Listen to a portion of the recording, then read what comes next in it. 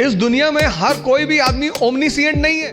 कश्मीर का हिंदू और तमिलनाडु का हिंदू, आज कोई हम इस समस्या से परेशान नहीं है।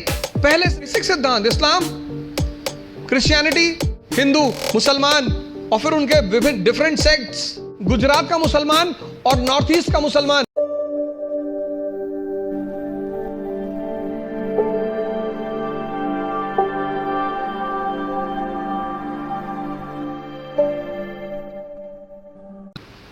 एक बार एक इंस्पेक्टर एक पाउल्ट्री फार्म में गया। पाउल्ट्री फार्म, फूड इंस्पेक्टर था, तो पाउल्ट्री फार्म के इंस्पेक्शन पे निकला था। तो एक पाउल्ट्री फार्म में गया तो उस पाउल्ट्री फार्म के मालिक से पूछा कि मुर्गियों को क्या खिलाते हो? कहा साहब बाजरा खिलाते हैं। कहा इतनी गर्मी में बाजरा खिलाते हो, बंद करो इसको। पहले मुर्गी फार्म का मालिक को बंद कर दिया उठा। दूसरे मुर्गी फार्म में गया, उसने पूछा क्या खिलाते हो मुर्गी को? बोले साहब चावल खिलाते हैं। बोले उल्टा सीधा खाना खिलाते हो, इसको भी बंद कर दो। दूसरा वाला भी बंद हो गया।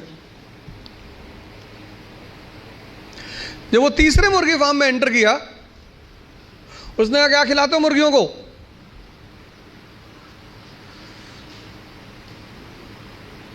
उसने कहा साहब खिलाते कुछ नहीं, 5-5 रुपए दे देते हैं, इनका जो मन होता है खा लेती हैं।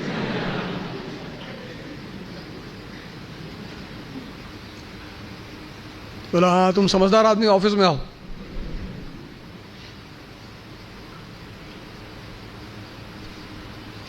खिलाते तो कुछ नहीं है, इनको 5-5 रुपए दे देते हैं। 17s का क्वेश्चन पेपर अलग था क्योंकि तब इकोनॉमी और सोसाइटी अलग थी। 80s का क्वेश्चन पेपर अलग था क्योंकि तब इकोनॉमी और सोसाइटी अलग थी। 91 के बाद तो ड्रास्टिक चेंज आया, एलपीजी, तुरंत यू टर्न मारा एग्जामिनेशन पेपर ने, और अब एकदम अलग परिस्थिति दुनिया में चल रही। पूरी दुनिया में, कहीं एक जगह नहीं चल रही है, पूरी दुनिया में।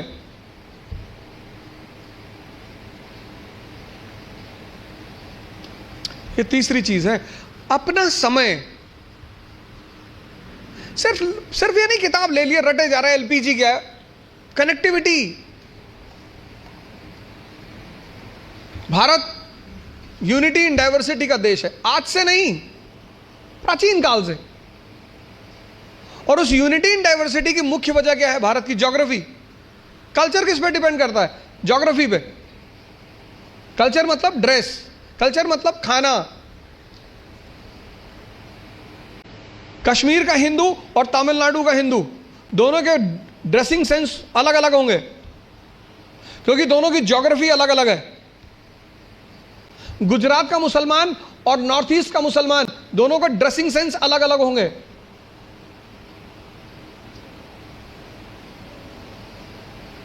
और खाना भी अलग अलग होगा। तो अशोक को, जैसे आज हिंदू मुस्लिम ईसाई के बीच तनाव है, ऐसे अशोक को बुद्ध, ब्राह्मण और जैनों के बीच तनाव का सामना करना पड़ा।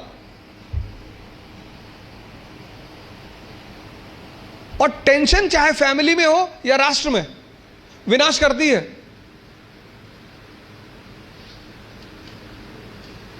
जो तुम आज सिचुएशन देख रहे हो, यह सिचुएशन अशोक के सामने भी थी। तभी तो हम उसे द ग्रेट कहते हैं, जिसको समझ में आ रहा हो। और फिर वो धम्म की नीति का प्रतिपादन, पॉलिसी ऑफ धम्म। और उस पॉलिसी ऑफ धम्म में वो कहता है सार वृद्धि, कि प्रत्येक व्यक्ति को हर धर्म के बेसिक सिद्धांत को समझना चाहिए। और किसी भी धर्म का बेसिक सिद्धांत, वो चाहे इस्लाम हो, चाहे हिंदुइज्म हो, चाहे क्रिश्चियनिटी हो, बेसिक सिद्धांत किसी भी धर्म में कोई अंतर नहीं है। बेसिक सिद्धांत इस्लाम, क्रिश्चियनिटी, इसी पे तो दारा शिकोह ने किताब लिखी थी, Majmaul Bahrain, the meeting of two oceans, Islam and Hinduism. वो जो अशोक के समय परिस्थिति थी, बुद्धिस्ट, ब्राह्मण और जैनों के बीच तनाव, वही परिस्थिति मेडिवल इंडिया में अकबर के सामने थी।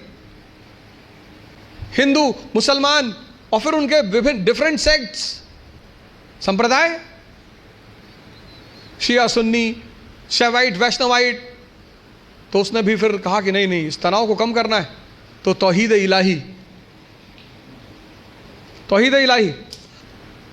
अब जब तुम मेंस में आंसर लिखते हो तो तुम्हें ये कंपैरिजन दिखाना पड़ेगा। वो जो तुम्हारा एग्जामिनी है ना, उसको पता लगना चाहिए कि यार इसने हिस्ट्री से सीखा है। India is a country of unity in diversity. आज कोई हम इस समस्या से परेशान नहीं है, पहले से। और जब जब हम इस समस्या से परेशान हुए, हमारे पास सॉल्यूशन था। परिस्थिति, अपनी प्रेजेंट परिस्थिति को समझना, राष्ट्र की आर्थिक स्थिति, economic condition, social condition, political condition, cultural condition, ये 3 काम कर लो आप। और अगर ये 3 काम आपने कर लिया तो आप भी कल यहां बैठोगे और असंभव को मजाक बना दोगे। पहला काम, पूरा एग्जामिनेशन पैटर्न को समझो। घर जाकर नहीं समझते हो, जहां कोचिंग में पढ़ते हो उस टीचर से पूछो कि सर ये है भी क्या क्या क्या है सर, डिमांड इनकी क्या है सर, ये बेस में क्या चाहते हैं सर, ये प्रीलिम्स में क्या चाहते हैं। कितना पढ़ोगे यार? अगर तुम एक बार सिलेबस उठाकर देखो आईएएस का, तो सिर्फ सिलेबस देखकर ही तुम्हारी हालत खराब हो जाएगी। कोई तो फॉर्मूला होगा जो इन लोगों ने फॉलो किया होगा और प्रीलिम्स निकला।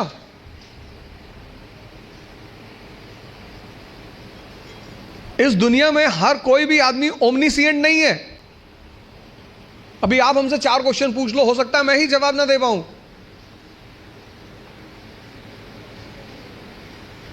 दूसरा, सेल्फ इंट्रोस्पेक्शन करो,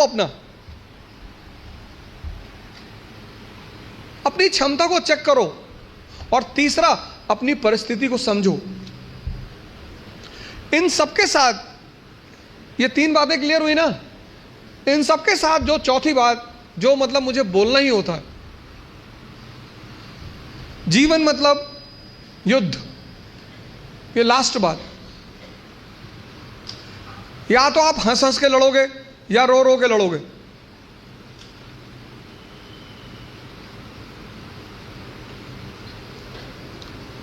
जीवन मतलब युद्ध।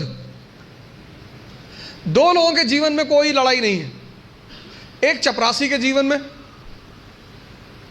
चपरासी, कुछ लोग मुझसे कहते हैं मुझे चैलेंजेस नहीं चाहिए लाइफ में। बहुत अच्छा, चपरासी बन जाओ। चपरासी का काम क्या है? साहब के ऑफिस के बाहर बैठा हुआ है, जो भी मिलने आया मीटिंग करा दी, वरना बैठे हुए, क्या फर्क पड़ता है। और वो भी चपरासी अगर ब्यूरोक्रेसी का है, जुडिशरी का है। भाई, राजा से मिलने के लिए जो सबसे अहम आदमी होता है वो यही लोग होते हैं, यही इंफॉर्मेशन देते हैं। साहब कितने बजे आते हैं, साहब कितने बजे आते हैं, कहां जाते हैं, गोल्फ खेलने कहां जाते हैं।